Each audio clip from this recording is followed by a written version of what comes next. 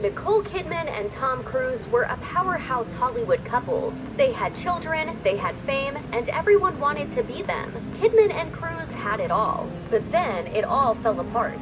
Why? Tom Cruise and Nicole Kidman's relationship started in 1989, where they connected through Hollywood. Kidman was a rising star, fresh from a string of Australian films and miniseries which had won her increasing accolades and attention in her country. It was during a viewing of the 1989 Australian film Dead Calm that Cruise first set eyes on Kidman, according to Vanity Fair. Impressed with what he saw, he began putting things in motion to meet her in person, to maybe cast her in a movie, and perhaps more. Seeing that at the time, Cruise was in the process of divorcing from his first wife, Mimi Rogers. So they met, and in short, Kidman fell hard for Cruise. As Kidman told Vanity Fair in 2002, "He basically swept me off my feet. I fell madly, passionately in love. And as happens when you fall in love, my whole plan in terms of what I wanted for my life, I was like, forget it, this is it." Together, the duo starred as romantic opposites in 1990's Days of Thunder, and once Cruise's divorce was through, married the same year. At the time, Cruise was 28 and Kidman was 23. In what should have seemed inevitable from the very beginning, fractures in the marriage started to occur over a very specific ideological split. Tom Cruise was and remains a Scientologist, and Nicole Kidman was not, and seemingly had no intention of ever becoming one.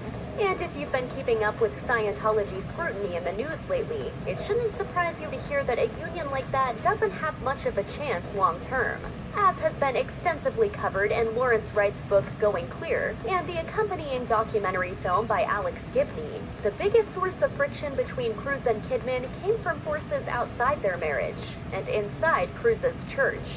Supposedly, the story goes, leaders in Scientology were so concerned that Kidman was pulling Cruise away from Scientology, they began to conspire to end the marriage, something it had been rumored they had previously done with Cruise's first wife, Mimi Rogers. Marriages are hard enough to keep together without billion-dollar organizations reportedly pulling at every frayed thread, so the idea that this meddling would lead to the end of their marriage is not a hard pill to swallow at all.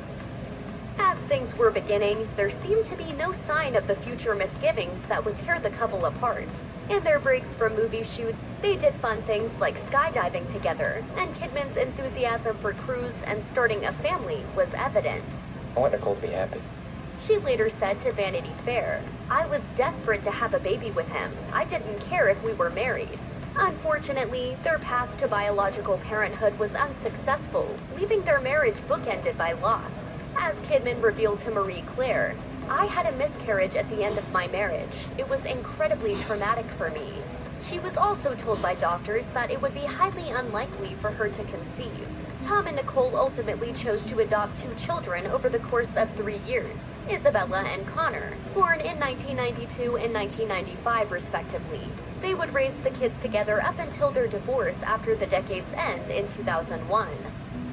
Though Scientology's highest leaders were supposedly suspicious of Nicole Kidman from the start, efforts were made to bring her into the organization and turn her into an ally.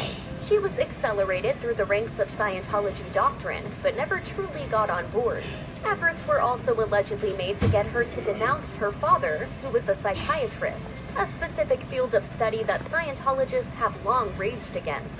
These efforts failed and likely backfired. Additionally, in May of 1991, Time magazine ran a scathing expose on Scientology as their cover story, calling it a, quote, "thriving cult of greed and power."